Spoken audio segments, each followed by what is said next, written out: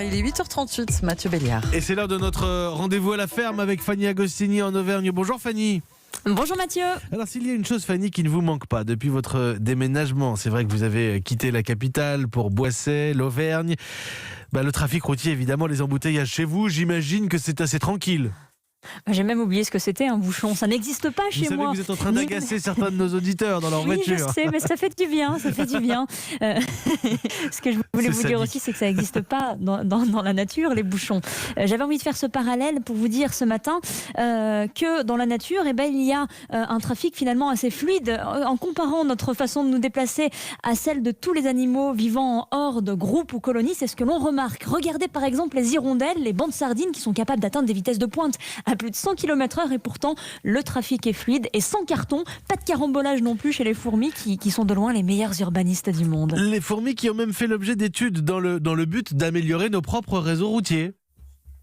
Oui, des équipes de scientifiques ont mis les fourmis à l'essai en créant les pires conditions possibles de déplacement, en leur barrant la route, en plaçant des ponts et des tunnels étroits sur leur chemin, ce qui aurait pu créer la pagaille version autoroute A6 à la sortie de Paris un vendredi soir.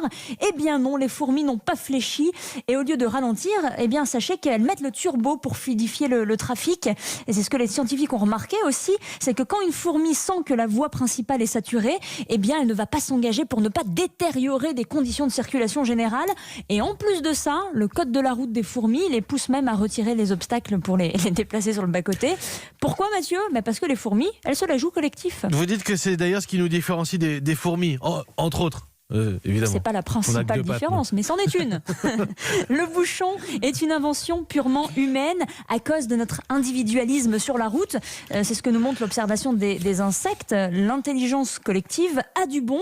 Il est pourtant difficile d'imaginer changer nos comportements individuels alors dans un avenir proche. Pourquoi pas s'imaginer que le casse-tête des embouteillages sera réglé à travers notamment l'algorithme de la voiture autonome se déplaçant grâce au conseil de circulation non plus du bison, mais pourquoi pas de fourmis futées.